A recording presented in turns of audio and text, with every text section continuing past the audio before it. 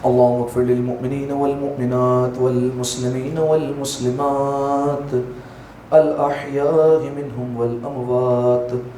اللهم تابع بيننا وبينهم بالخيرات إنك مجيب الدعوات إنك على كل شيء قدير برحمتك يا أرحم الراحمين.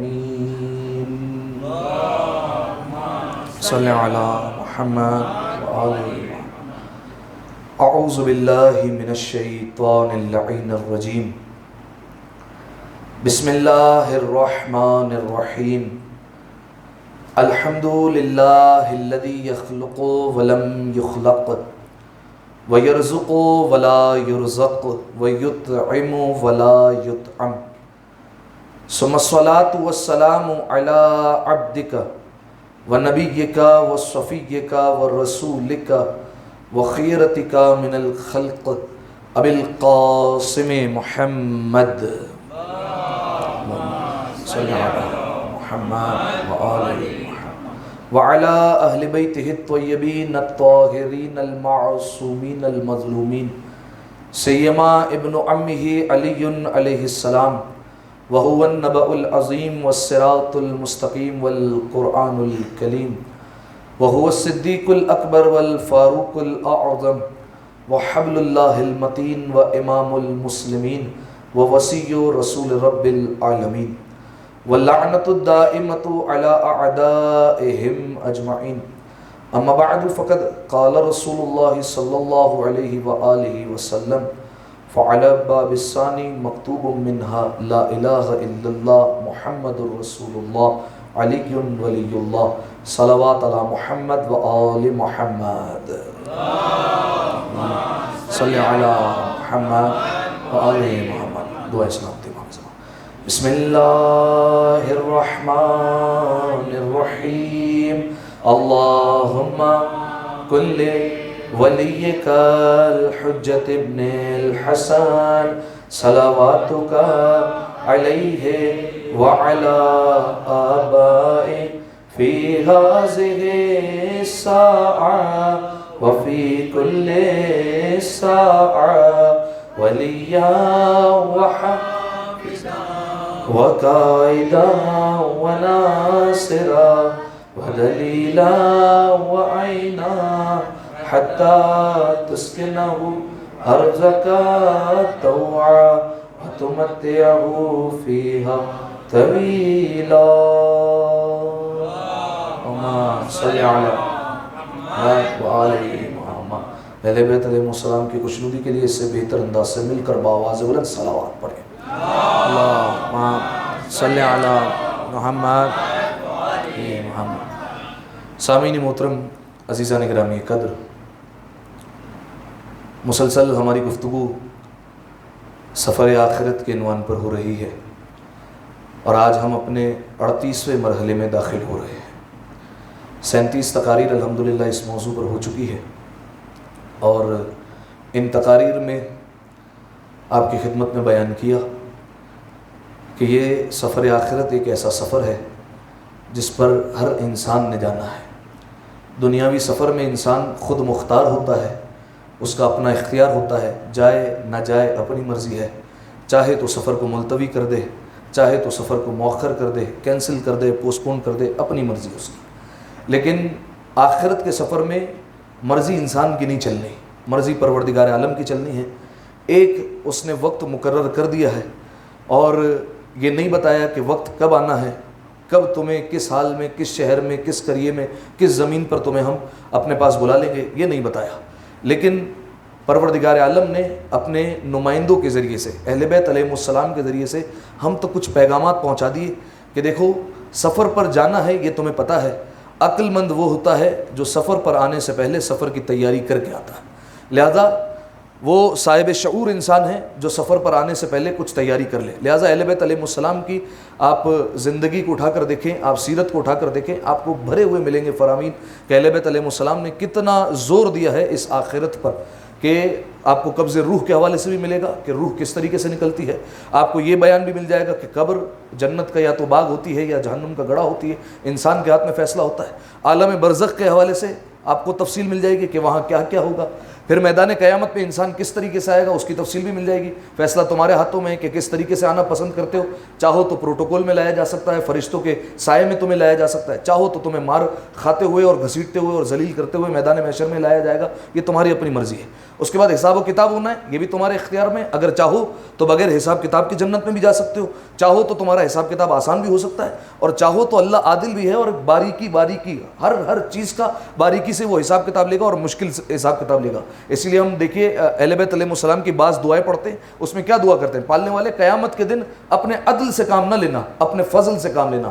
اگر پروردگار عالم نے عدل سے کام لینا شروع کر دیا تو پھر کوئی بھی انسان بچ نہیں سکتا, باریکی سے بالکل حساب کتاب لیا جائے گا. لہٰذا دعا کرتے ہیں پالنے والے, اگر حساب کتاب لینا ہے, اگر ہمارے ساتھ معاملہ کرنا ہے تو پالنے والے فضل کے ساتھ کر, عدل کے ساتھ ہمارے ساتھ معاملہ نہ کرنا. اس کے بعد اہل بیت علیہ السلام نے یہ بھی بتایا کہ میزان میں کون کون سی ایسی چیزیں ہیں جو بھاری ہوگی, کون کون سی چیزیں ہیں جو ہلکی ہونے والی ہے. پل صراط کی حیت بتا دی, کس طریقے کا ہوگا, کہاں پر ہوگا, اور کون اس سے تیزی سے گزر جائے گا, کون اس پر سے لڑکھڑا کر گر جائے گا, بتا دیا. اور پھر اہل بیت علیہ السلام نے ہمیں دلاسا بھی دیا اور کہا دیکھو تم بس عمل کر کے آنا, ہم تمہیں بتا رہے ہیں کہ وہاں پر ہماری شفاعت کا آسرا بھی ہے. ایسا نہیں ہے کہ ہم نے تمہیں تمہارے آسرے پر چھوڑ دیا, نہیں, وہاں پر ہم موجود ہوں گے. لیکن ہاں یہ ذہن میں رہے کہ کچھ کام ایسے ہیں کہ اگر تم نے وہ انجام دے دیے اپنی زندگی میں تو پھر یاد رکھنا ہماری شفاعت سے تم محروم ہو جاؤ گے, اور پھر ہماری شفاعت تم تک نہیں پہنچ سکتی. شفاعت کے بعد اہل بیت علیہ السلام نے بتایا کہ 2 ہی مرحلے رہتے ہیں, ایک مرحلہ جنت کا ہے, ایک مرحلہ جہنم کا ہے. اس کے علاوہ کوئی مرحلہ بچتا نہیں ہے. ایک اعراف کا مرحلہ بچتا ہے, وہ انشاءاللہ اس پر مختصراً گفتگو ہوگی ہماری. لیکن 2 مرحلے بچے, ایک جنت کا ایک جہنم کا, اس کے علاوہ کوئی مرحلہ نہیں ہے. اور ان دونوں مرحلوں کو بیان کرنے کے لیے, جنت اور جہنم کو بیان کرنے کے لیے میں نے آپ کے سامنے ایک روایت پڑھی تھی معراج کی. پچھلی تقریر اگر آپ کو یاد ہو تو معراج کی روایت کا سہارا لیا تھا کہ پیغمبر اکرم کو جب معراج پر لے جایا گیا اور حضور جب معراج پر جا رہے تھے اور آسمانوں پر رسول اللہ گزر رہے تھے تو جناب جبرائیل ہر مقام پر ساتھ تھے, اور ہر مقام پر جو ہے وہ جناب جبرائیل جو ہے وہ ساتھ دیتے رہے, اور جناب جبرائیل جو ہے وہ مشاہدہ کرواتے رہے کہ دیکھو فلاں مقام پر جو ہے وہ یہ ہے, فلاں مقام پر یہ ہے, رسول اللہ کو بتاتے رہے. اور میں نے آپ کے سامنے بیان کیا کہ جیسے ہی رسول اللہ ایک مقام سے گزر رہے تھے اچانک سے ایک آواز آتی ہے, اور ایسی آواز کہ پورا عرش الہی گونج اٹھا اس سے, اور رسول اللہ فوراً متوجہ ہوئے اور فوراً جبرائیل سے پوچھا, جبرائیل آواز کیسی ہے, یہ کس چیز کی آواز آئی ہے؟ تو فوراً جناب جبرائیل نے جواب دیا اور کہا کہ یا رسول اللہ دراصل بات یہ ہے کہ کچھ عرصہ پہلے ہم میں مباحثہ ہو گیا تھا, ہم فرشتوں میں بحث ہو گئی تھی آپس میں کہ جہنم میں پروردگار عالم کا سب سے چھوٹا اور سب سے معمولی عذاب کیا ہے. الفاظ پر توجہ چاہ رہا ہوں, سب سے چھوٹا اور سب سے معمولی عذاب پروردگار عالم کا کیا ہے اس جہنم میں. تو ہماری بحث ہو گئی اور ہم آپس میں بحث کرنے لگے, اور جب نتیجہ نہیں نکلا تو ہم نے پروردگار عالم سے کہا پالنے والے اب تو بتا کہ جہنم میں سب سے معمولی اور سب سے چھوٹا عذاب کون سا ہے, تو ہمیں بیان کر. تو پروردگار عالم نے نشاندہی کی ہے جبرائیل جہنم میں فلاں کنواں وہ میرا سب سے چھوٹا عذاب ہے. کہا جب ہم نے اس کو دیکھا تو وہ کنواں ایسا تھا جو مکمل آگ سے بھرا ہوا تھا, اور کہا کہ وہ اتنا گہرا تھا کہ ہم اس کی گہرائی کو دیکھ نہیں پا رہے تھے. اس کی گہرائی کو دیکھنے کے لیے ہم نے اس میں ایک پتھر پھینکا, اور یا رسول اللہ وہ پتھر ہم نے 70,000 سال پہلے پھینکا تھا, آج یہ گرنے کی آواز آئی ہے کہ آج وہ پتھر زمین تک پہنچا ہے اور اپنی تہ تک پہنچا ہے. لہذا پتہ چلا کہ یہ جہنم کا چھوٹا عذاب, یعنی اگر کوئی چلا جائے تو اس کنویں میں اگر چلا گیا وہ تو 70,000 سال تک تو جہنم میں رہنا کنفرم ہے. لہذا آپ, اسی لیے میں نے بیان کیا تھا کہ اہل بیت علیہ السلام کی دعائیں اٹھا کر دیکھیں, ہر چھوٹی چھوٹی دعا میں آپ دیکھیے جتنے واسطے دیے, جتنے پروردگار عالم کو ان کے ناموں سے پکارا, آخر میں ایک ہی دعا مانگتے ہیں پالنے والے جہنم سے نجات دے دینا, آتش جہنم سے ہمیں محفوظ رکھ لینا. لہذا انسان کو زندگی بھر کوشش کرنی چاہیے کہ کوئی ایسا کام نہ ہونے پائے کہ جہنم تک وہ ہمیں لے جائے. بڑے خوش نصیب ہوں گے جو دنیا میں مصیبتوں میں نمٹ گئے, قبر کے معاملات میں نمٹ گئے, عالم برزخ میں نمٹ گئے اور جہنم میں جانے سے رہ گئے, بڑے خوش نصیب ہوں گے. یعنی ان کا حساب و کتاب قیامت کے میدان میں نمٹ گیا, جہنم کی نوبت نہیں آئی. ان کے لیے خوش نصیبی ہے کہ ان کو جہنم نہیں دیکھنی پڑی, کیونکہ میں نے بیان کیا جہنم میں چھوٹا عذاب بھی کیا ہے, 70,000 سال تک وہاں پر جو ہے وہ انسان کو سکونت اختیار کرنی پڑے گی. لہذا رسول اللہ نے یہ مشاہدہ کیا. اس کے بعد جبرائیل نے کہا کہ یا رسول اللہ ہم نے آپ کو دکھانے کے لیے جنت اور جہنم کو حکم دیا ہے کہ وہ آپ کے سامنے پیش ہو جائے اور آپ دیکھیں جنت اور جہنم کو. جیسے ہی حکم دیا جنت اور جہنم دونوں رسول اللہ کے سامنے آ گئی, اور رسول اللہ کہتے ہیں کہ میں نے جنت کو بھی دیکھا اور جنت کی نعمتوں کو بھی دیکھا, میں نے جہنم کو بھی دیکھا اور جہنم کے عذاب کو بھی دیکھا. اور پھر رسول اللہ نے فرمایا کہ میں نے دیکھا کہ جنت کے 8 دروازے ہیں اور 8 دروازے پر 4 کلمے لکھے ہوئے, اور یہ 4 کلمے پوری دنیا سے بہتر ہے اور جو کچھ دنیا میں ان سب سے بہتر ہے. یہ 4 کلمے ہر دروازے پر لکھے ہوئے ہیں. وہ کیا تھا؟ پہلا دروازہ میں نے آپ کے سامنے بیان کیا تھا کہ رسول اللہ کہتے ہیں کہ فقرأت ذلک, میں نے دیکھا کہ پہلے دروازے پر لکھا ہوا ہے, کیا لکھا ہوا تھا؟ لا الہ الا اللہ محمد الرسول اللہ علی ولی اللہ. یہ ہو گئے 3 کلمے. رسول اللہ نے کیا کہا کتنے کلمے لکھے ہوں گے؟ 4 یہ ہو گئے 3 کلمے. چوتھا کلمہ رسول اللہ نے بیان فرمایا کہ میں نے پہلے دروازے پر دیکھا کہ لکھا ہوا تھا کہ لکل شیء حیلۃ، ہر چیز کا ایک طریقہ کار ہوتا ہے. حیلۃ العیش، زندگی گزارنے کے لیے 4 خصال، 4 خصلتیں جو ہے وہ اپنے اندر پیدا کر لو. 4 چیزیں اگر آ گئی تو تمہاری زندگی بہت اچھی گزر جائے گی. دنیا میں تم بہت مزے سے جی لو گے اور تمہاری زندگی بہت اچھی ہو جانے والی ہے اگر تم نے 4 خصلتوں پر عمل کر لیا. کون کون سی تھی؟ کوئی بتا سکتا ہے؟ 4 خصلتیں. جزاکم اللہ. پہلی رسول اللہ نے بیان فرمائی قناعت. اس دروازے پر لکھا تھا قناعت کرو، اگر یہ دنیا میں اپنا لی تو تمہاری دنیا، تمہاری زندگی بہت اچھی گزرے گی. قناعت کسے کہتے ہیں؟ جو کچھ پروردگار عالم نے دیا ہے اس پر راضی رہنا، اس کو کہتے ہیں قناعت. دوسری چیز کیا تھی؟ کوئی بتا سکتا ہے؟ کینہ ترک کر دینا. ٹھیک ہے، ترک الحقد یعنی کینے کو ترک کر دینا، یہ ہو گئی دوسری چیز کہ کینہ جو ہے وہ اپنے دلوں سے انسان جو ہے وہ نکال دے. اور بذل الحق، حق کو ادا کرنا. جس کسی کا بھی حق گردن پر بنتا ہے، چاہے والدین کا ہو، چاہے اولاد کا ہو، چاہے استاد کا ہو، چاہے کسی کا بھی حق بنتا ہے، اگر ذمہ حق باقی ہے اس حق کو ادا کر دو. حق اپنی گردن پر باقی نہ رکھنا. ٹھیک ہے. اور چوتھا ایک آخری، جزاکم اللہ، مجالست اہل الخیر، اچھے لوگوں کے ساتھ بیٹھکیں لگانا. ٹھیک ہے. یہ 4 اگر تم نے چیزیں اپنے اندر پیدا کر لی، رسول اللہ کہہ رہے ہیں کہ میں نے جنت کے دروازے پر لکھا دیکھا کہ تمہاری زندگی بڑی اچھی گزرے گی اگر یہ 4 باتیں آ گئی. اب اس کے بعد رسول اللہ کہتے ہیں دوسرا دروازہ. دوسرے دروازے پر میں نے دیکھا 4 کلمے لکھے ہوئے. کہا پہلا کلمہ لا الہ الا اللہ، دوسرا کلمہ محمد رسول اللہ، علی ولی اللہ. یعنی یہ جو کلمے ہیں 3، یہ تو ہر دروازے پر لکھے. جنت کے 8 دروازے پر لکھا ہے. گویا پروردگار عالم کہنا چاہ رہا ہے کہ اگر جنت میں کسی بھی دروازے سے آنا چاہتے ہو تو لا الہ الا اللہ بھی کہتے رہنا، محمد رسول اللہ بھی کہتے رہنا، علی ولی اللہ بھی کہتے رہنا. یہ 3 کلمے تو تمہیں اپنانے ہی اپنانے، ہر دروازے پر لکھا ہے. اور پھر رسول اللہ نے فرمایا کہ چوتھا کلمہ جو اس دروازے پر لکھا ہے وہ کیا ہے؟ فرمایا کہ لکل شیء حیلۃ، وہی بات کہ ہر چیز کو گزارنے کا ایک طریقہ ہے. وحیلۃ السرور فی الآخرہ، اگر کوئی چاہتا ہے کہ اس کی آخرت اچھی ہو جائے، اس کی آخرت خوشیوں سے بھر جائے. کون نہیں چاہتا؟ ہر ایک انسان چاہتا ہے کہ آخرت کا میدان ہم لوگ پار کر لیں، آخرت کا میدان ہمارے حصے میں آنا چاہیے، آخرت کے میدان میں ہم خوش ہی خوش رہیں. رسول اللہ نے فرمایا کہ میں نے دیکھا جنت کے دوسرے دروازے پر لکھا ہے اگر چاہتے ہو آخرت میں خوش رہو، مسرور رہو، اچھی زندگی گزارو آخرت کے معاملے میں، فرمایا 4 خصال، 4 خصلتیں تم میں ہونی چاہیے. یہ 4 باتوں پر عمل کر لیا تمہاری آخرت اچھی ہو جائے گی. یا رسول اللہ کون کون سی؟ سب سے پہلے فرمایا الاول، پہلی چیز مسح رؤوس الیتامى. فرمایا پہلی چیز یتیموں کے سر پر ہاتھ پھیرنا. پہلی چیز کتنی جو ہے وہ آسان چیز ہے. یتیم جو بھی دکھے اس کے سر پر ہاتھ پھیر لو. یتیم کسے کہا جاتا ہے؟ آپ کی خدمت میں بیان کیا تھا کہ یتیم کہتے ہیں کہ وہ شخص جو ماں باپ کے سائے سے محروم ہو جائے لیکن نابالغ بھی ہو. ٹھیک ہے. بالغ ہونے کے بعد اگر بالفرض سایہ اٹھ جاتا ہے تو پھر وہ شریعت کی نگاہ میں یتیم نہیں کہلائے گا. لہذا یتیم وہ ہے جو نابالغ بھی ہے اور ماں باپ کا سایہ سر پر موجود نہیں، اس کو کہتے ہیں یتیم. رسول اللہ نے فرمایا کہ اگر چاہتے ہو آخرت اچھی ہو جائے مسح رؤوس الیتامى، یتیموں کے سر پر ہاتھ پھیرو. روایت کے جملے ہیں، روایت مشہور ہے کہ جو کوئی بھی کسی یتیم کے سر پر ہاتھ پھیرے، جتنے بال اس کے نیچے آ جائے ہاتھ کے. ٹھیک ہے. کس کو پتا ہے کہ ہمارے سر میں کتنے بال ہیں؟ کون جانتا ہے کہ ہمارے سر میں جو ہے وہ کتنے بال موجود ہیں؟ لیکن پروردگار عالم نے کچھ فرشتے ایسے خلق کیے ہیں کہ جو ان بالوں کی تعداد کو جانتے ہیں. جیسے ہی ہاتھ پھراتا ہے انسان، جتنے بال ہاتھوں کے نیچے آ گئے اور فرشتے اس کے مطابق نیکیاں لکھ لیتے ہیں، اتنی نیکیاں تحریر کر دی گئی. بعض روایتوں کے مطابق اتنے گناہ معاف کر دیے گئے اگر فقط یتیم کے سر پر ہاتھ پھیر لیا. امیر المومنین کی آخری وصیت مولا کی یتیموں کے حوالے سے. اچھا دیکھیے، اس میں تو ساری وصیتیں مولا نے فرمائی ہے. مولا کی زندگی میں کئی وصیتیں آپ کو ملے گی، لیکن آخری وصیت جو مولا زندگی سے جاتے ہوئے کہہ رہے ہیں، انشاءاللہ اگر موقع ملا تو ایام امیر المومنین میں دوبارہ اس وصیت کو پیش کیا جائے گا آپ کے سامنے. اس وصیت میں مولا نے ایک جملہ فرمایا، اللہ اللہ فی الایتام. فرمایا اے لوگو، یتیموں کے معاملے میں ڈرتے رہنا. ایسا نہ ہو تمہاری موجودگی میں، تم موجود ہو اور تمہاری موجودگی میں کوئی یتیم تباہ اور برباد ہو جائے تمہارے ہوتے ہوئے. ایسا نہ ہو کہ تم موجود ہو، تم استطاعت رکھتے ہو، تم کر سکتے ہو، لیکن پھر بھی تمہارے ہوتے ہوئے کوئی یتیم تباہ و برباد ہو جائے. کہ اس معاملے میں اللہ سے ڈرتے رہنا. ایسا نہیں ہونے دینا کہ تمہارے ہوتے ہوئے کوئی یتیم جو ہے وہ برباد ہو جائے، اس یتیم پر کوئی مشکل آ جائے، تم سے پوچھا جائے گا اگر تم نے اس یتیم کو چھوڑ دیا اپنے حال پر.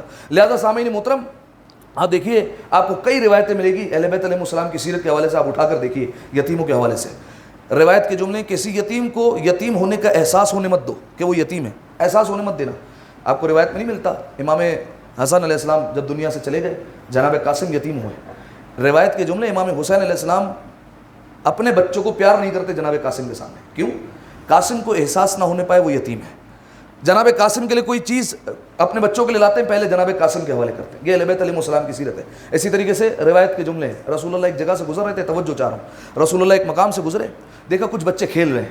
اور دیکھا کہ ایک بچہ ایسا ہے جو ایک کونے میں بیٹھ کر رو رہا ہے, ایک گوشے میں بیٹھ کر گریا کر رہا ہے, زور زور سے رو رہا ہے. رسول اللہ آئے, رسول اللہ نے فوراً اسے پیار کیا.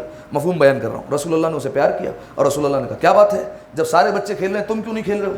کہا یا رسول اللہ یہ مجھے یتیم ہونے کا تانا دے رہے ہیں, میرا باپ نہیں ہے, یہ سارے بچے مجھے تانا دیتے کہ تیرا تو باپ ہی نہیں ہے, ہمارا تو باپ موجود ہے, یا رسول اللہ تانا دے رہے ہیں مجھے. رسول اللہ نے فوراً اس کے آنسو صاف کیے اور رسول اللہ نے کہا کہ اگر آج کے بعد تجھے کوئی یتیم کہے, اگر آج کے بعد تجھے کوئی یتیمی کا تانا دے اور کہے کہ تیرا باپ نہیں ہے, تو ان سے کہہ دینا کہ میرے باپ کا نام محمد ہے, اپنا باپ کا نام تو جو ہے وہ میرا نام لے لینا اپنے باپ کی جگہ پر, اور کہا میرا باپ زندہ ہے, یہ کہنا.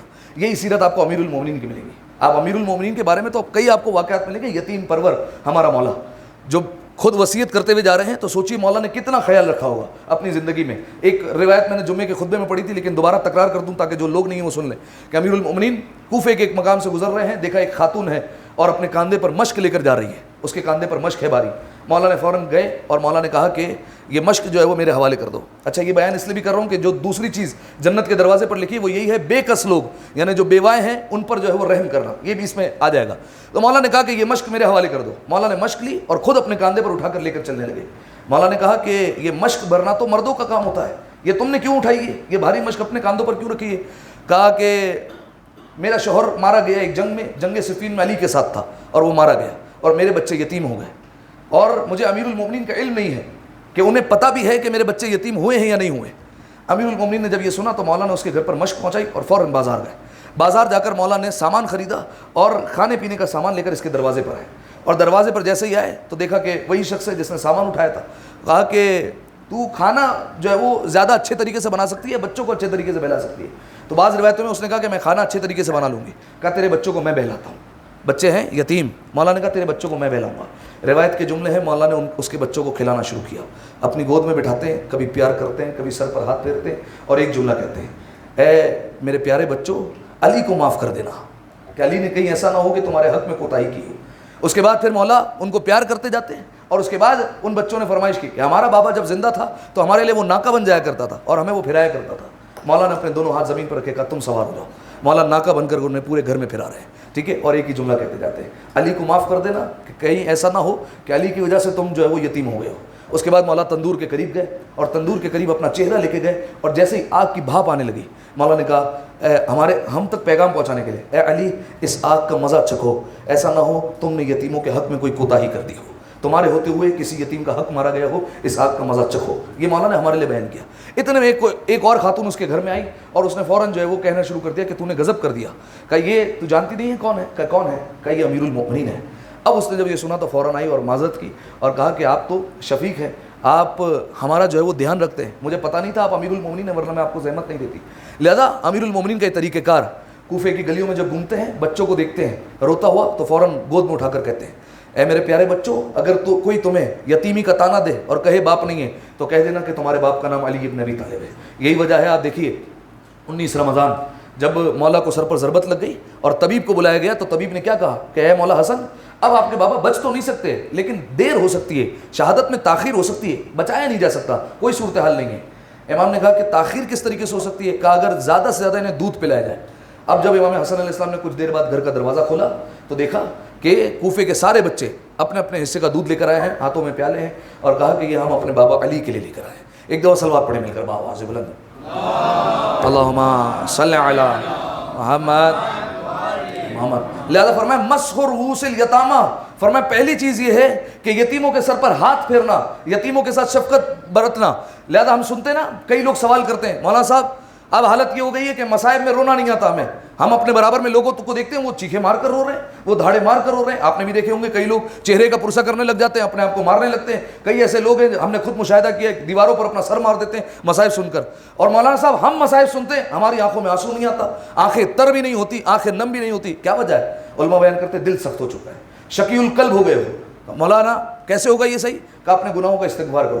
ایک طریقہ مولا نے بتایا, فرمایا اگر چاہتے ہو تمہارا دل نرم ہو جائے, اس کا طریقہ کار یہ اپنے دسترخوان پر یتیموں کو بٹھایا کرو. جب یتیم تمہارے دسترخوان پر بیٹھے گا تمہارا دل نرم ہو جائے گا. خطبہ شعبانیہ میں رسول اللہ نے کہا یتیموں پر شفقت کرو تاکہ جب تمہارے بچے یتیم ہو جائے تاکہ ان پر بھی رحم کیا جائے. آج تم اگر یتیموں پر رحم کھاؤ گے, یہ یاد رکھنا تمہارے بچوں کو بھی ایک دن یتیم ہونا ہے. ایک دن ایسا آئے گا تمہارے بچوں کے سر سے بھی جو ہے وہ باپ کا سایہ ہٹ جائے گا. لہذا اگر چاہتے ہو کہ بعد میں تمہارے تمہارے بچوں پر رحم کیا جائے, ان کے ساتھ شفقت برتی جائے. لہذا کوشش کرنا دوسروں کے جو یتیم ہیں اس کا خیال رکھنا. ایک دفعہ صلوات پڑھیں مل کر باوا سے بلا اللہ صلی علی محمد علیہ محمد. 2 چیزیں بیان کی, ایک مسح رؤوس الیتامى, یتیموں کے سر پر ہاتھ پھیرنا, اور پھر دوسرا فرمایا والتعطف علی الارامل, فرمایا جو بے کس لوگ ہیں, جو بیوہ ہیں, جو ان کا کوئی سہارا نہیں ہے, ان پر جو ہے وہ رحم کرتے رہنا, ان کے ساتھ رحم دلی سے پیش آنا. تیسری چیز بڑی اہم ہے آج کے دور کے حوالے سے, والسعی فی حوائج المؤمنین, مؤمنین کی حاجت پوری کرنے میں کوشش کرنا. توجہ چاہ رہا ہوں, یہ نہیں کہا مولا نے حاجت پوری کرنا, ٹھیک ہے, مولا نے کہا حاجت پوری کرنے میں کوشش کرنا, ٹھیک ہے. رسول اللہ نے بیان فرمایا کہ جنت کے دروازے پر لکھا ہے مومنین کی حاجتیں پوری کرو, یہ لکھا ہے جنت کے دروازے پر. آپ کے سامنے روایت پیش کرتا ہوں کہ مومن کی حاجت پوری کرنے کی عظمت کیا ہے. ابن عباس مولا علی کے شاگرد, وہ کہتے ہیں کنت مع الحسن ابن علی, فرمایا کہ میں امام حسن علیہ السلام کے ساتھ تھا. کہاں پر؟ فی المسجد الحرام, مسجد الحرام میں تھے. وہو معتکف, کہا مولا اعتکاف میں بیٹھے ہوئے تھے. اعتکاف آپ جانتے ہیں کہ اعتکاف کی حالت میں انسان مسجد سے باہر نہیں جا سکتا اعتکاف میں. وہو یطوف الکعبہ, اور مولا طواف کعبہ کر رہے ہیں, کعبے کے گرد چکر لگا رہے ہیں.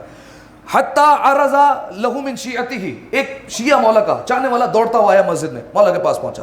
جیسے ہی مولا کی خدمت میں آیا, مولا سے کہنے لگا مولا ان علی دینا لفلان, مولا فلاں بندے کا قرضہ ہے مجھ پر. ان رأیت ان تقضیہ, مولا اگر مناسب سمجھے تو وہ قرضہ تو اتار دے. مولا نے کہا کہ ما اصبح عندی شیء, جب سے میں نے صبح کی ہے اس عالم میں کی کہ میرے پاس کوئی چیز نہیں ہے, میں تیرا قرضہ نہیں اتار سکتا. کہا مولا اچھا قرضہ نہیں اتار سکتے, ایک کام کر دے. کہا ان تستمہلہ, کہا مولا آپ اس کے پاس چلیں اور ذرا اس سے گزارش کر دیں, میں تو کہہ کر تھک گیا ہوں, اگر میں کہتا ہوں تو وہ میری بات نہیں مانتا, آپ کہیں گے آپ گزارش کریں گے تو مہلت دے دے گا, اور مولا وہ مجھے قید کرنے کی دھمکیاں دے رہا ہے کہ اگر تو نے قرضہ ادا نہیں کیا تو میں تجھے زندان میں ڈلوا دوں گا. آج کئی مثالیں آپ کو ایسی ملیں گی کہ بالفرض اگر قرضہ ادا نہیں کیا لوگ اغوا کر لیتے ہیں, کڈنیپ کر دیتے ہیں, بات قتل تک پہنچ جاتی ہے, بات جھگڑے تک آ جاتی ہے, فسادات تک آ جاتی ہے, ٹھیک ہے. لہذا کہا کہ مولا دھمکی دے رہا ہے, اگر قرضہ نہیں اتارا قید کرے گا. مولا آپ چل کر ریکویسٹ تو کریں. ابن عباس کہتے ہیں کہ مولا نے فقط الطواف, مولا نے طواف چھوڑا اور اس کے ساتھ چلنے لگے. جیسے ہی باہر نکلے, کہا میں, ابن عباس کہتے ہیں میں دوڑتا ہوا آیا اور مولا کے پاس آ کر کہا مولا آپ کیا بھول گئے ہیں کہ آپ اعتکاف میں تھے؟ اعتکاف میں تو مسجد سے باہر نہیں نکلا جا سکتا. امام نے کہا لا, بھولا نہیں ہوں. امام وہ نہیں ہوتا جو بھول جائے. کہا میں بھولا نہیں ہوں. فرمایا سمعت تو ابھی, میں نے اپنے بابا سے سنا تھا, اور میرے بابا کہا کرتے تھے کہ میں نے رسول اللہ سے سنا ہے. کیا سنا ہے؟ من قضا لاخی المؤمن حاجتا, فرمایا جو کوئی کسی ایک مومن کی حاجت پوری کر دے, چاہے وہ حاجت جیسی بھی ہو, ایک چھوٹی حاجت پوری کر دے اگر ایک برادر مومن کی, فرمایا کمن کانا عبد اللہ 9,000 سنۃ, فرمایا ایسا ہے جیسے اس نے 9,000 سال تک اللہ کی عبادت کی. ایک اعتکاف کیا ہے؟ مولا نے کہا مومن کے لیے ایک اعتکاف کی تو بات کر رہا ہے. میں بھولا نہیں ہوں کہ میں اعتکاف میں نہیں تھا, اگر میں جا کر اس کی حاجت پوری کر دوں. میں نے اپنے بابا سے سنا ہے, میرے بابا کہا کرتے تھے کہ رسول اللہ سے انہوں نے سنا ہے کہ اگر ایک مومن کی حاجت پوری کر دے یہ 9,000 سال کی عبادت کے برابر ہے. ایسا ہے کہ اس نے 9,000 سال تک اللہ کی عبادت کی ہے, اور 9,000 سال معمولی نہیں, صائمن نہارہ, وہ 9,000 سال ایسے کہ دن کو روزے سے رہا ہو, قائمن لیلہ, راتوں کو کھڑا رہا ہو, ایسی عبادت کا ثواب اللہ عطا کرتا ہے ایک مومن کی حاجت پوری کرنے پر, اگر ایک مومن کی حاجت پوری کر دی. لہذا سامعین محترم, بعض لوگ یہ شکایت کرتے ہیں کہ بلا ہمارے پاس آتے ہیں مومنین حاجت لے کر, لیکن ہم قدرت نہیں رکھتے, پوری نہیں کر سکتے. کوئی بات نہیں ہے, اگر حاجت پوری نہیں کر سکتے ریفرنس کا کام کیجیے. آپ کسی کو جاب پر لگا نہیں سکتے اپنے پاس, ایک فون اٹھا کر تو سکتے ہیں. اگر آپ کو پتہ ہے کہ آپ کی مان لی جائے گی, ریفرنس بن جائے گی. آپ راشن ڈلوا نہیں سکتے, آپ کے پاس اتنے وسائل نہیں ہیں, لیکن آپ کوئی ایسا ادارہ جانتے ہیں کہ جو ادارہ اگر میں اس سے بات کروں گا تو یہ اس کی مدد کر دے گا, وہ کر دیجئے, وسیلہ بن جائیے. آپ جانتے ہیں کہ آپ اس کے لیے رزق کے وسائل نہیں کر سکتے, آپ ذرا فون تو اٹھائیے. اگر آپ کو پتہ ہے کسی کے دروازے پر آپ چل کر چلے جائیں گے, اس کا کام ہو جائے گا, چل کر تو جائیے, اس کا کام تو کروائیے, ریفرنس بن جائیے. کیوں؟ روایت کے جملے الدال علی خیر کفاعلہ, نیکی کی طرف رہنمائی کرنے والا ایسا ہی ہے جیسے اس نے نیکی کو انجام دیا. یعنی آپ نیکی کر نہیں سکتے, درمیان میں صرف ریفرنس بن گئے, وسیلہ بن گئے کہ یار میرے ذریعے سے اس کا کام ہو جائے, میں بولوں گا تو کام ہو جائے گا اس کا. فرمایا کہ ایسا ہی ہے جیسے اس نے نیکی کو انجام دیا. اچھا مولانا صاحب, نہ قدرت رکھتے ہیں, نہ ہمارے کوئی اتنے تعلقات ہیں, نہ ریفرنس بن سکتے ہیں, تو ہم کیا کریں پھر؟ اس وقت دل میں احساس تو پیدا کر سکتے ہو, افسوس تو پیدا کر سکتے ہو کہ کاش قدرت ہوتی اور وسائل ہوتے تو میں اس کی مدد کر دیتا. احساس تو لا سکتے ہو. مسئلہ یہ ہے کہ لوگوں کے دلوں میں احساس مر گیا ہے, ضمیر مردہ ہو گئے, احساس کرنا بھول گئے. جو ایک دل میں احساس ہونا چاہیے تھا مومن بھائی کے لیے وہ ختم ہو گیا ہے. اگر کسی مومن کے گھر میں راشن نہیں دلوا سکتے ہو کوئی بات نہیں ہے. اگر کسی مومن کے بچے کے اسکول کی فیس نہیں بھر سکتے ہو کوئی بات نہیں ہے. کسی یتیم کی کفالت نہیں کر سکتے ہو کوئی بات نہیں ہے. اگر کسی مومن کو قید سے نہیں چھڑوا سکتے ہو کوئی بات نہیں ہے. کسی کا قرضہ ادا نہیں کر سکتے ہو کوئی بات نہیں ہے. کسی کے گھر میں وسائل پیدا نہیں کر سکتے ہو کوئی بات نہیں ہے. دل میں احساس تو پیدا کرو, افسوس تو کرو کہ اگر بالفرض ایسا ہو گیا ہے, ہمارے اتنے تعلقات نہیں ہیں, ہم نہیں کر سکتے. ایک افسوس تو ہو, احساس تو ہو کہ کاش اگر تعلقات ہوتے, اگر قدرت رکھتا تو میں کام کر دیتا. یہ احساس پیدا کرنا بڑا ضروری ہے. اگر یہ احساس نہیں ہوگا تو دل مردہ ہوتے چلے جائیں گے. میں آپ کے سامنے روایت بیان کرتا ہوں, یہ میں نے ایسے ہی لفظاً نہیں کہا, ایسے ہی جو ہے وہ سرسری طور پر نہیں کہہ دیا, ہوا میں نہیں جو ہے وہ میں نے ایسے ہی کہہ دیا کہ احساس ہونا چاہیے. چوتھے امام کی روایت ہے. چوتھے امام زین العابدین علیہ الصلوۃ والسلام, اللہم صلی علی محمد. حضور ایک دفعہ ہو سکے تو بلند آواز سے سلوات پڑھیے, اللہم صلی علی محمد. اگر محسوس کر سکے اس روایت کو دیکھیے گا کہ احساس کس چیز کا نام ہے. چوتھے امام کے بعد ایک شخص آیا, فوراً پہنچا مولا کے پاس روتا ہوا. اب دیکھیے یہ آپ کو کئی روایتیں مل جائیں گی, آپ نے سنی بھی ہیں, آپ نے پڑھی بھی ہوں گی کہ مولا اگر کسی مومن کو روتا ہوا دیکھ لے, یہ اہل بیت علیہ السلام کے گھرانے میں برداشت نہیں کیا جاتا. بلکہ میں آپ کو یہاں پر رک کر بتا دوں کہ خاص طور پر مومن اور ایک یتیم کی روایت جو رہ گئی تھی وہ میں آپ کے سامنے بیان کر دیتا ہوں. مولا علی کے بارے میں نے کہا یتیم پرور تھے. مولا علی کے زمانے میں, یعنی مولا علی کی زندگی ہے لیکن زمانہ ہے خلافت ثانی کا, اور وہ ممبر پر بیٹھا ہوا ہے. مولا کے پاس ایک شخص آیا اور ایک بچہ آیا یتیم روتا ہوا مولا کے پاس. جیسے ہی پہنچا مولا کے پاس, مولا نے دیکھا آنکھوں میں آنسو ہیں اور معلوم ہوا کہ یتیم ہے. علی سب برداشت کر سکتے ہیں لیکن یتیم کی آنکھوں میں آنسو نہیں دیکھ سکتے, کیونکہ روایت کے جملے کہ یتیم کی آنکھ کا ایک آنسو زمین پر نہیں گرتا, اللہ کے ہاتھوں پر گرتا ہے, روایت کے جملے. لہذا مولا نے دیکھا, کہا کیا بات ہے؟ کہا کہ میرا ایک مقدمہ چل رہا تھا, وہ میں مقدمہ ہار گیا, کیس ہار گیا میں. مولا نے کہا کیا بات ہے؟ اس نے سارا ماجرا بتایا. امام اس کو لے کر چلے آئے دربار میں, وہ تخت پر بیٹھا ہوا ہے. امام نے کہا کیا ماجرا ہے؟ اس نے کہا کہ اے علی فیصلہ میں نے نہیں کیا ہے, فیصلہ قاضی نے کیا ہے, جج نے کیا ہے, آپ اسے کہیے. مولا نے کہا کیا بات ہے؟ کہا کہ دراصل جب یہ شیر خوار تھا, جب یہ چھوٹا تھا بچہ اور اس کی کوئی عمر نہیں تھی, تو اس کا باپ دنیا سے جا رہا تھا. اس کے باپ کے پاس جائیداد تھی. اس کے باپ نے اپنے بھائی کو کہا, یعنی اس بچے کے چچا سے کہا کہ دیکھو میں تو جا رہا ہوں, یہ بچے کو تمہارے حوالے کر رہا ہوں, جب یہ بڑا ہو جائے اور ممیز ہو جائے, یعنی اچھے برے کی تمیز ہو اس میں, تو تمہیں جو اچھا لگے وہ اس کے حوالے کر دینا. توجہ چاہ رہا ہوں, مولا کا فیصلہ دیکھیے گا. کہا جو اچھا لگے وہ اس کے حوالے کر دینا. کہا کہ اس نے اس کو 2000 درہم دے دیے.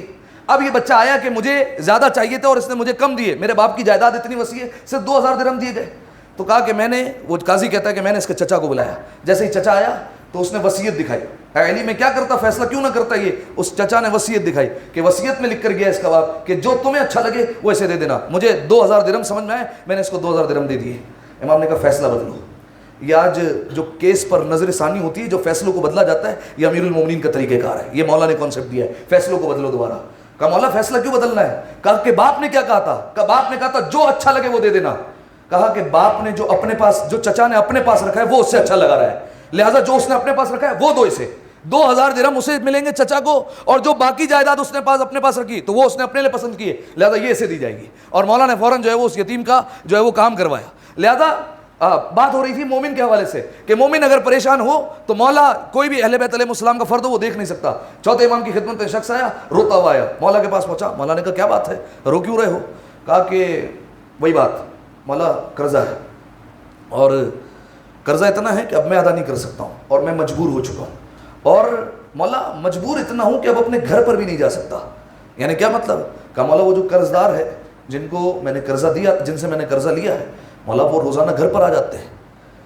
مولا وہ روزانہ آ کر مجھے پریشان کر رہے ہیں, گھروں میں داخل ہو جاتے ہیں. مولا یہ میں برداشت نہیں کر سکتا. بڑے بے حیا انسان تھے جو گھروں میں داخل ہوتے ہیں قرضوں کے لیے. لہذا کہا کہ مولا گھروں میں داخل ہو جاتے ہیں, کیا کروں مولا, میں مجبور ہو گیا ہوں, آپ قرضہ ادا کر دیں. کتنا قرضہ ہے؟ کہ 4000 درہم. مولا نے کہا 4000 درہم, درہم کا مطلب چاندی کے سکے. کہا مولا یہ تو ادا نہیں کر سکتا ہے, امام نے منع کیا. کہا مولا ٹھیک ہے کوئی بات نہیں ہے, آپ ادا نہیں کر سکتے. اٹھا گیا. اب وہ بات ہو رہی تھی احساس کی, نہ قدرت رکھتے ہو نہ ریفرنس بن سکتے ہو, احساس تو کر سکتے ہو. روایت کے جملے فبکا بکاء شدیدا, امام روئے اور دھاڑے مار کر روئے. وہ جو صحابی بیٹھے تھے برابر میں, مولا بات کیا ہے, رو رہے ہیں, کس بات نے رلا دیا؟ امام نے کہا یہ بات رونے کے لیے کافی نہیں ہے کہ ہمارے پاس مومن آیا اور ہم نے مومن کی حاجت روائی نہیں کی, اس کی حاجت پوری نہ کر سکے, تم ابھی بھی پوچھ رہے ہو کہ رو کیوں رہے ہیں, یہ بات کافی ہے. وہ شخص باہر نکلا, جو مولا کے مخالف تھے انہوں نے تانا دینا شروع کیا, ہنسنے لگے. کہا تم تو کہتے تھے کہ مولا کے پاس دنیا و آخرت کا اختیار ہے, تمہارے مولا کے پاس فلاں معجزات ہیں, تمہاری مدد کیوں نہیں کرتے؟ اچھا یہ بات یاد رکھیے گا کہ مولا ظاہری زندگی ہماری طرح ہی گزارتے ہیں. ایسا نہیں کہ ہر بات میں معجزہ, ہر بات میں معجزہ. معجزہ وہاں دکھایا جاتا ہے جہاں دین کو ضرورت پڑی. لہذا جب تانا دیا گیا اب برداشت نہیں ہوا, فوراً آیا دوڑتا ہوا مولا کے پاس. مولا حاجت پوری نہیں کر سکتے, آپ قرضہ ادا نہیں کر سکتے. مولا کوئی بات نہیں, مولا چل کر کم از کم ان لوگوں کو جواب تو دے دیں, یہ مجھے تانا دے رہے ہیں کہ تمہارا امام ایسا ہے. کہ مولا میں سب برداشت کر سکتا ہوں, اپنے امام کے خلاف بات برداشت نہیں کر سکتا, آپ مسئلہ حل کریں. امام نے کہا دیکھ تو نے میرے کو یہ کہا تھا کہ قرضہ اتار دوں, میں قرضہ تو نہیں اتار سکتا. میرے پاس 2 روٹیاں پڑی ہیں, ایک سحری کی روٹی ہے, ایک افطاری کی روٹی ہے, یہ دونوں روٹی لے جا, تیرا کام ہو جائے گا. بامعرفت صحابی تھا, فوراً لیا اور روٹیوں کو لے کر چلنے لگا. اب روٹیوں کو دیکھتا جاتا ہے, روٹیاں کئی پرانی ہو چکی ہے اور اتنی سخت ہو چکی ہے کہ وہ ٹوٹ نہیں رہی. اب آپ یہ بات محسوس کریں گے کہ کچھ لوگ اگر ایران جاتے ہیں اور کہتے ہیں کہ ہم مولا رضا کی زیارت پر جاتے ہیں, لوگ گزارش کرتے ہیں دسترخوان پر جاؤ گے تو وہاں سے روٹی لے کر آنا. حضور اتنے دنوں بعد آئیں گے, ہم 18-20 دن بعد, وہ روٹی کا تو کیا حال ہوگا, وہ تو کڑک ہو چکی ہوگی. ہے تو مولا کے دسترخوان کی, لے کر تو آنا, اسی سے گزارا کر لیں گے. کھا تو لیں کم از کم, وہاں نہیں جا سکتے, یہاں تو تبرک حاصل کر لیں گے. لہٰذا آج بھی لوگ گزارش کرتے ہو. اس کے سامنے مولا کی 2 روٹیاں آ گئی, بڑا خوش تھا, جا رہا تھا. مولا نے کہا ہے کہ کام ہو جائے گا تو ہو جائے گا. راستے سے گزر رہا تھا, دیکھا ایک مچھلی فروخت کرنے والا بیٹھا ہے. اس کے پاس دیکھا ایک مچھلی خراب پڑی ہوئی ہے. اس کے پاس گیا, کہا دیکھ میرے پاس یہ روٹی خراب ہے اور باسی ہو چکی ہے, تیرے پاس مچھلی خراب ہے, روٹی لے مچھلی دے دے. میرے بچے یہ روٹی نہیں کھا سکیں گے لیکن یہ باسی مچھلی سے گزارا کر لیں گے اور خوش ہو جائیں گے. اس نے روٹی لی اور مچھلی دے دی. آگے بڑھا, دیکھا ایک نمک بیچنے والا بیٹھا ہوا ہے اور اس کے پاس نمک ہے سی کوالٹی کا, یعنی نمک میں مٹی ملی ہوئی ہے. کہا یہ نمک مجھے دے دے, تیرا نمک آلودہ ہو چکا ہے, میری روٹی پرانی ہے, روٹی لے نمک دے دے. اس نے نمک حوالے کیا اور روٹی لے لی. یہ لے کر چلا, خوش خوش جا رہا ہے کہ مچھلی پر نمک لگا کر بچوں کو کھلاؤں گا. جیسے ہی گھر میں داخل ہوا, بچوں نے ہاتھ میں مچھلی دیکھی, فوراً آ کر باپ سے لپٹ گئے کہ ہمارا باپ آج مچھلی لے کر آیا ہمارے لیے. بیوی کو دیا, کہ ایسے صاف کر کے بناؤ. بیوی نے صاف کیا, اس کا پیٹ چاک کیا. جیسے ہی پیٹ چاک کیا, اس میں 2 قیمتی ہیرے نکل آئے. اب دل نہیں چاہے گا وہیں سے کھڑے کھڑے مولا کی بارگاہ میں سلام پیش کریں. فوراً جو ہے وہ مولا کو دل میں سلام کیا, کہ ہیرے نکل آئے. اور وہ ہیرے ایسے کہ جن کی کوئی قیمت نہیں ہے, انمول ہیرے ہیں. فوراً خوش ہوا اور ہیروں کو جو ہے وہ دیکھ کر روتا جا رہا کہ مولا نے کس طریقے سے ہماری حاجت پوری کی ہے. ابھی خوش ہی تھا کہ دروازے پر دستک ہوئی. دروازہ کھولا, دیکھا وہ مچھلی والا اور نمک والا دونوں کھڑے ہوئے. دل میں خوف ہوا, کہیں واپس لینے تو نہیں آ گئے. انہیں کیسے پتا چل گیا کہ اس میں ہیرے تھے؟ لہذا ڈرا, خوف زدہ ہوا. کہا کیا بات ہے؟ کہا کہ گھبراؤ مت, ہم کچھ واپس لینے نہیں آئے بلکہ ہم تو یہ تمہاری روٹیاں واپس کرنے آئے. کیوں؟ کہا یہ روٹیاں اتنی سخت ہیں, ہم تو نہیں کھا سکتے. کہا یہ روٹیاں دیکھ کر معلوم ہوتا ہے تم بڑے فقیر ہو اور تم بڑے نادار ہو. وہ نہیں جانتے تھے یہ روٹیاں اس کی ہے جو زمین پر بیٹھ کر کائنات کا نظام چلاتا ہے. لہذا کہا کہ یہ روٹیاں وہی کھا سکتا ہے جو بڑا فقیر ہو, ہم تو یہ روٹی نہیں کھا سکتے. اس نے روٹیاں لی اور روٹیاں لے کر گھر میں آیا. ابھی دروازہ بند ہوا تھا, پھر دروازے پر دستک ہوئی. اب جو دروازہ کھلا, مولا کا خادم کھڑا تھا. مولا کے خادم کو کہا کہ کیا سبب ہے آنے کا؟ کہا مولا نے یہ کہلوایا ہے کہ تمہارا کام ہو گیا ہے, اب تم امیر ہو جاؤ گے. یہ روٹیاں ہمارے علاوہ کوئی نہیں کھا سکتا, یہ روٹیاں ہمارے حوالے کر دو, یہ روٹیاں ہم ہی کھا سکتے ہیں فقط. یہ روٹیاں لی اور خادم واپس چلا گیا. احساس, اگر ایک مومن آیا, مولا دھاڑے مار مار کے روئے کہ کس طریقے سے ہم نے مومن کی حاجت پوری نہیں کی. آج اگر بالفرض انسان حاجت پوری نہیں کر سکتا کوئی بات نہیں ہے, اگر ریفرنس نہیں بن سکتا کوئی بات نہیں ہے, احساس تو کر سکتے ہیں, افسوس تو کر سکتے ہیں. وہ بھی نہیں کر سکتے, چلیے حضور کم از کم یہ تو کر لیجئے کہ مومن کو ذلیل نہ کیجیے, اس کی تحقیر نہ کیجیے, اس کو حقارت کی نگاہوں سے نہ دیکھیں, یہ تو کر لیں. یہ روایت سے سننے کی تھوڑی ہے کہ رسول اللہ کعبے کے پاس گئے اور کعبے کے پاس جا کر رسول اللہ کہتے تھے کہ تیری شان کتنی عظیم ہے. کعبے کو کہتے تھے کہ تیری حرمت کتنی زیادہ ہے, اور اس کے بعد کہتے تھے لیکن یاد رکھ, کعبے سے مخاطب کر کہتے تھے تیری شان بھلے ہی زیادہ ہو, تیری حرمت بھلے ہی زیادہ ہو, لیکن ایک مومن کی حرمت تجھ سے زیادہ ہے. اگر مومن کی دل آزاری کر دی تو ایسا ہے جیسے خانہ کعبہ کو منہدم کر دیا, خانہ کعبہ کو گرا دیا.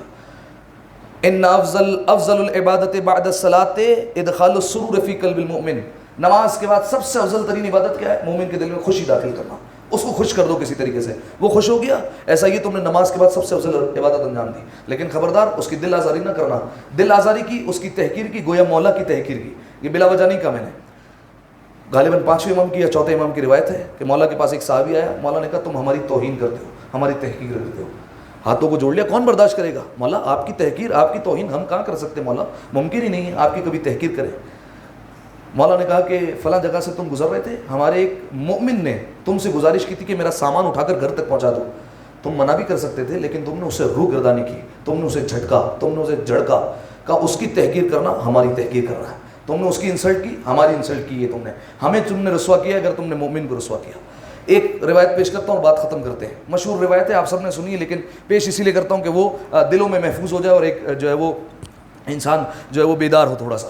علی ابن یقطین نام سب نے سنا ہے, 7ویں امام کا صحابی اتنا بلند ہے علی ابن یقطین کے, اس کے بارے میں مولا نے فرمایا ہے کہ جو کوئی دنیا میں رہتے ہوئے اہل جنت کا دیدار کرنا چاہتا ہے کہ جنت میں لوگ کیسے ہوں گے, کہ وہ علی ابن یقطین کو دیکھے. علی ابن یقطین جیسے لوگ جنت میں جائیں گے. علی ابن یقطین مولا کے پاس آئے, مولا ہارون نے پیشکش کی ہے, کس چیز کی؟ وزارت عظمیٰ کی. وزیر اعظم بنا رہا ہے اپنی مملکت کا, ہارون بادشاہ, میں وزیر اعظم, سب سے بڑا وزیر میں ہوں گا. مولا پیشکش ہوئی ہے, کیا کروں؟ امام سے پوچھا, امام نے کہا قبول کرو, ہم اجازت دے دیتے ہیں. اجازت کیوں مانگ رہے ہیں؟ کیونکہ جانتے ہیں فاسد حکومت ہے, امام کے ہوتے ہوئے کوئی اور حکومت نہیں کر سکتا, لہذا مولا سے اجازت لینا ہے. مولا آپ بتائیے کیا کروں؟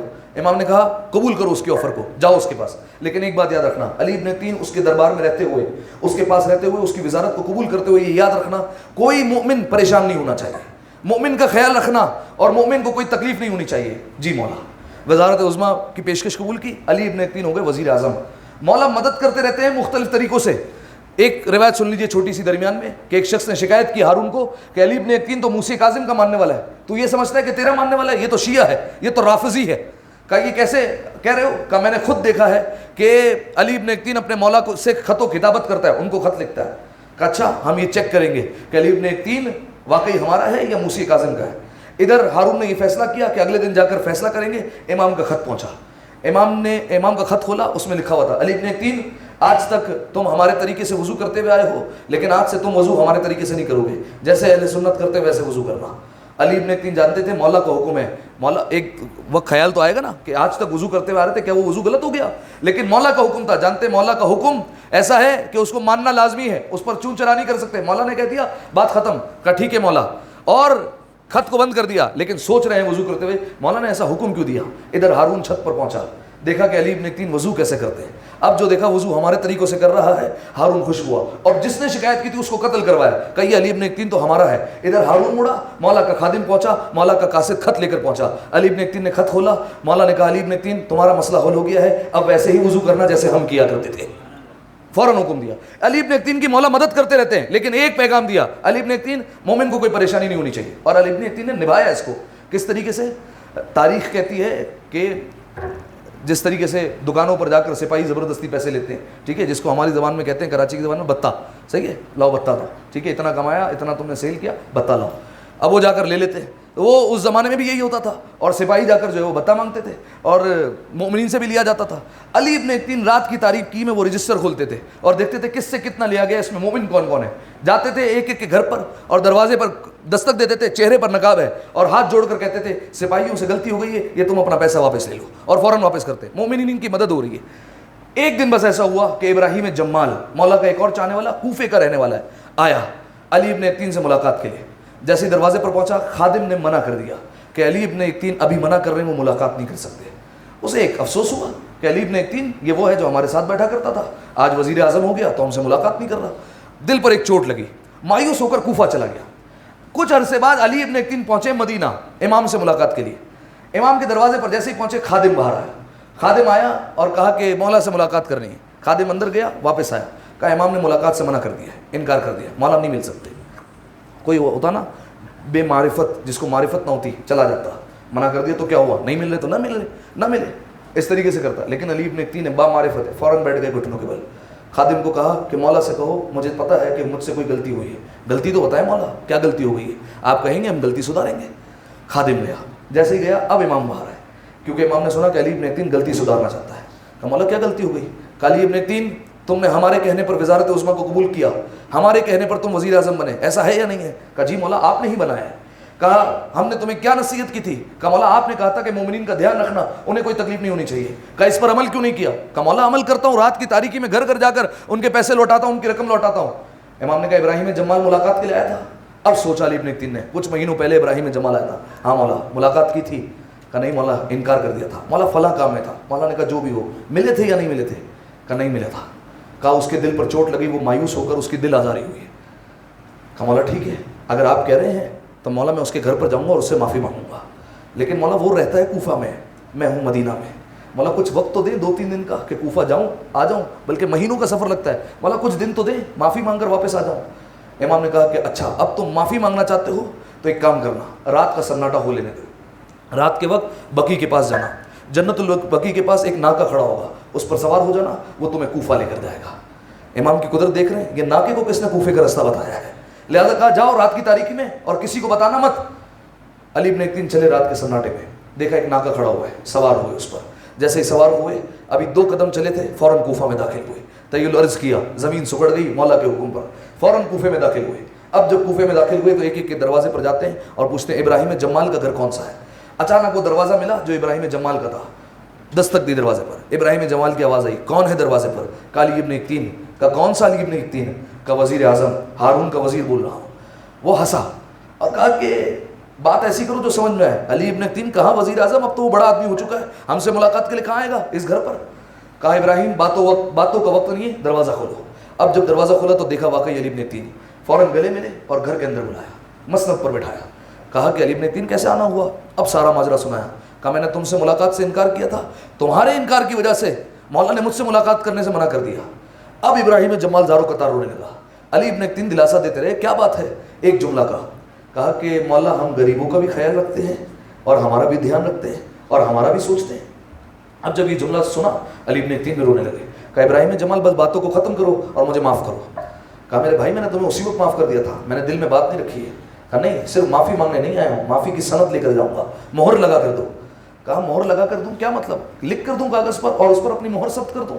کہا نہیں, تم ان پیروں سے چل کر آئے تھے, میں زمین پر لیٹ جاتا ہوں, تم یہ اپنے قدم میرے رخسار پر رکھ دو. جب تم رخسار پر رکھو گے تو یہ مہر لگا کر میں مولا کی بارگاہ میں جاؤں گا اور مولا سے کہوں گا مولا صرف معافی مانگ کر نہیں آیا ہوں, سند لے کر آ رہا ہوں معافی کی. اس نے کہا علی ابن اکتین میں یہ نہیں کر سکتا, تم اتنے عظیم صحابی ہو مولا کے, میں تمہارے چہرے پر پیر رکھ دوں, یہ مجھ سے نہیں ہوگا. اب جو یہ کہا علی ابن اکتین نے بڑا اصرار کیا. اب ابراہیم جمال نے مانا. علی ابن اکتین زمین پر لیٹے. امام کے لیے کیا کیا کرنا پڑتا ہے امام کی رضا کے لیے. علی ابن اکتین زمین پر لیٹے. ابراہیم جمال نے اپنے وہی مٹی والے قدم علی ابن اکتین کے رخسار پر رکھے. اب جب رخسار پر رکھے, علی ابن اکتین خوش ہو کر اٹھا, دوڑ کر جانے لگا. ابراہیم جمال نے کہا بیٹھو تو صحیح, مجھے مہمان نوازی کا موقع تو دو. ابراہیم پھر کبھی ملیں گے, پھر کبھی ملاقات ہوگی, ابھی مجھے امام کے پاس جانا ہے, مجھے جلدی امام کے پاس پہنچنا ہے. اسی ناکے پر سوار ہوئے 2 قدم چلے تھے, مدینہ میں داخل ہوئے. اب گھر کے باہر خادم نہیں کھڑا, پہلے خادم کھڑا تھے, اب امام باہر کھڑے ہوئے ہیں. امام کو دیکھا, علی ابن اکتین مسکرائے, ادھر سے امام مسکرائے. علی ابن اکتین اترے, امام نے ہاتھوں کو پھیلایا, دوڑ کر جا کر گلے لگے اور امام نے ایک جملہ کہا, ہمارے شیعہ ایسے ہوتے ہیں, ایسے ہوتے ہیں ہمارے چاہنے والے. آج کے دور میں حضور بتائیے, ایک بندہ کسی کو اگر معذرت کرنے کا کہتے ہیں, سوری کہنے کا کہتے ہیں, مولانا صاحب کیا بات کر رہے ہیں, ہم کیوں جائیں ان کے پاس, وہ ہمارے پاس آ رہے ہیں کیا؟ علی ابن اکتین وزیر اعظم, اتنا بڑا شخص جس کے لیے مولا نے اہل جنت ہونے کا کہہ دیا, اس کو یقین دلا دیا کہ یہ جنتیوں میں سے ہے. لیکن جب بات مولا کی آئی, جب بات امام کی خوشنودی کی آئی, فوراً زمین پر لیٹا اور اس کا قدم اپنے رخساروں پر رکھ لیا. اس کو کہتے ہیں امام کی رضا. امام کی چاہت پہلے, اپنی چاہت بعد میں. بات کو ختم کرتے ہیں, بات طویل ہو گئی کافی. جنت کے دوسرے دروازے پر رسول اللہ نے کہا 4 کلمے لکھے ہیں, لا الہ الا اللہ محمد رسول اللہ علی ولی اللہ. چوتھا کلمہ کیا لکھا ہے؟ کہا جو کوئی بھی چاہتا ہے کہ اس کی آخرت کی زندگی اچھی ہو جائے تو اسے چاہیے کہ 4 باتوں کو اپنا لے. کون کون سی باتیں؟ یتیموں کے سر پر ہاتھ پھیرنا, ایک, اور جو بے کس لوگ ہیں, بیوہ ہیں, ان کا سہارا بن جانا جن کا کوئی سہارا نہیں ہے. تیسرا, مومنین کی حاجات میں کوشش کرنا, مدد کرنا نہیں کہا, کوشش کہا.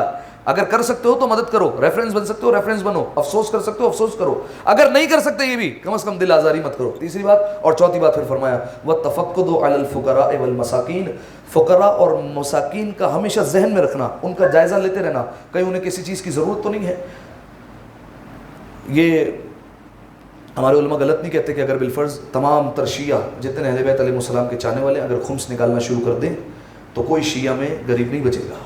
اہل بیت علیہ السلام کے جتنے چاہنے والے جو غریب ہیں, تنگ دست ہیں, کوئی بھی ان میں ایسا باقی نہیں رہے گا جس کو ضرورت ہو. آپ دیکھیے زمانے کے امام کا جب ظہور ہوگا تو روایت کے جملے ہیں کہ اتنا لوگ ترقی کر چکے ہوں گے اور اتنا لوگ اپنا حق نکالتے ہوں گے کہ اب کسی کے پاس کسی کو ضرورت نہیں ہوگی کسی چیز کی. روایت کے یہاں تک جملے کہ مولا کے جو چاہنے والے ہوں گے, جو مولا کے لوگ ہوں گے, وہ اپنے ہاتھوں میں لے کر ایک ایک دروازے پر جائیں گے اور کہیں گے ہم سے قبول کر لو, ہم سے یہ لے لو. لیکن جس دروازے پر جائیں گے وہ یہی کہے گا کہ ہمیں اب اس کی ضرورت نہیں ہے, ہم مستغنی ہو چکے ہیں, ہم بے نیاز ہو چکے ہیں. لہذا علماء آج بھی کہتے ہیں کہ اگر آج لوگ نکالنا شروع کر دیں, صحیح طریقے سے یہ نظام چلنا شروع ہو جائے, آج بھی لوگ جو ہے وہ یہ مشکلات سے نکل آئیں گے, انہیں پھر کسی چیز کی ضرورت نہیں پڑے گی. جب پروردگار اللہ عطا کرتا ہے, انسان نکالتے وقت سوچتا ہے کہ یار 20% اتنا خمس نکل جائے گا, اتنی سیونگ ہے میری, اب کیسے نکالوں. اور کس طریقے سے نکالوں، اس وقت سوچتا ہے. یہ نہیں سوچتا کہ یہ پروردگار عالم نے دیا ہے، اگر وہ چاہتا تو یہ مجھے دینے کے بجائے کسی اور کو بھی دے سکتا تھا. یہ نہیں سوچ رہا، لیکن وہ سوچ رہا ہے کہ یہ میرے ہاتھ سے نکل جائے گا. حالانکہ وہ ہاتھ سے جا نہیں رہا. اہل بیت علیہ السلام نے ضمانت لی ہے، جو نکال رہے ہو وہ تمہارے پاس پلٹ کر واپس آئے گا. بلکہ ایک مولانا تھے، وہ بیان کر رہے تھے کہ انگلینڈ میں جو ہے وہ انہوں نے تبلیغ کی، تو ایک جو ہے وہ خواجہ آ گئے اور کہا کہ ہم جو ہے وہ خمس نکالنا چاہتے ہیں، اور لیکن شرط یہ کہ آپ ہمارے گھر پر آئیں گے. کہا ٹھیک ہے بالکل آ جائیں گے. ان کے گھر پر پہنچے تو کہا کہ حساب کتاب کرتے. جب سارا حساب کتاب کیا، کہا قبلہ تجوری سے آپ خود نکالیں گے، میں نہیں نکالوں گا. تجوری کھولی تو پوری تجوری جو ہے وہ پاؤنڈ سے اور ڈالر سے بھری ہوئی. کہا آپ نے خود نکالنا جتنا بنتا ہے. اور بیٹے کو بلا کر کہا مجھے کرسی سے باندھ دو. کہا کیوں؟ کہا کہ پیسے جاتے ہوئے جو ہے وہ اچھے نہیں لگتے، آتے ہوئے اچھے لگتے ہیں، جاتے ہوئے اچھے نہیں لگتے. کچھ لوگ حب مال کی جو ہے وہ اس میں اتنا گرفتار ہو جاتے ہیں کہ ان کے ہاتھ سے چاہے اہل بیت علیہ السلام کی راہ میں ہوں لیکن جاتا ہوا جو ہے وہ پیسہ اچھا نہیں لگتا. لیکن اہل بیت علیہ السلام نے ضمانت دی، اگر اسی پر غور کر لیں تو اہل بیت علیہ السلام یقیناً وہی ترقی دینے والے ہیں. تو یہ علماء بے جانی کہتے ہیں کہ جتنے اگر لوگ نکالنا شروع کرتے ہیں اور نظام صحیح طریقے سے ہو جائے تو یہ جتنے فقراء ہیں، جتنے مساکین ہیں، وہ ٹھیک ہو جائیں گے اور انہیں کسی کو جو ہے وہ ضرورت نہیں رہے گی. لہذا فرمایا کہ چوتھی چیز جو جنت کے دروازے پر لکھی تھی وہ یہ کہ فقراء اور مساکین کا خیال رکھنا. ایسا نہ ہو کہ تمہارے ہوتے ہوئے ان کو کوئی ضرورت رہ جائے. اسی لیے یہی وجہ ہے کہ چوتھے امام جب کسی فقیر کو دیتے تھے تو اس کے ہاتھوں کو چوما کرتے تھے. اور کیوں یہ کہا کرتے تھے کہ میں اس کے ہاتھ نہیں چوم رہا، اللہ کے ہاتھ چوم رہا ہوں، کیونکہ یہ صدقہ اس کے ہاتھوں میں نہیں جا رہا، اللہ کے ہاتھوں میں جا رہا ہے. اور اہل بیت علیہ السلام جب کسی کو دیتے تھے تو ذلت اسے محسوس نہیں ہونے دیتے تھے، شرمندگی نہیں ہونے دیتے تھے. روایت کے جملے اہل بیت علیہ السلام کے جب دروازے پر کوئی مانگنے آتا تھا، مولا دروازے کے پیچھے کھڑے ہوتے تھے، ہاتھ نکال کر دے دیتے تھے، کیونکہ جانتے تھے جو آ رہا ہے اسے ضرورت کتنی ہے. اس کو دے دیا، چہرہ نہیں دکھایا، کیونکہ چہرہ دیکھتا تو اسے شرمندگی کا سامنا کرنا پڑتا. یہ مولا کی سیرت ہے. دعا کرتے ہیں پروردگار عالم سے آئیے کہ پروردگار ہماری اس عبادت کو اپنی بارگاہ میں قبول فرما، ہمارے تمام گناہ صغیرہ اور کبیرہ کو معاف فرما. میرے مالک جو پڑھا ہے، جو سنا ہے، اس پر عمل کرنے کی توفیق عطا فرما. میرے مالک تمام مومنین کی مشکلات کو آسان فرما. میرے مالک جو مومنین پریشان ہیں ان کی تمام پریشانیوں کو، تمام حاجات کو اپنی بارگاہ میں قبول فرما. میرے مالک جنت البقیع کی تعمیر کے اسباب جلد از جلد مہیا فرما. تمام مقامات مقدسہ کی حفاظت فرما، تمام مقامات مقدسہ کی زیارت نصیب فرما. زمانے کے امام کے ظہور میں تعجیل فرما، ہمیں ان کے اعوان و انصار میں شمار فرما. میرے مالک ماہ رمضان درپیش ہے، ماہ رمضان آنے والا ہے. میرے مالک ماہ رمضان دیکھنا نصیب فرما، اس کی تمام برکتیں، رحمتیں، مغفرتیں سمیٹنے کی توفیق عطا فرما. ان تمام دعاؤں کی قبولیت کے لیے مل کر ایک دفعہ بآواز بلند صلوات پڑھتے ہیں.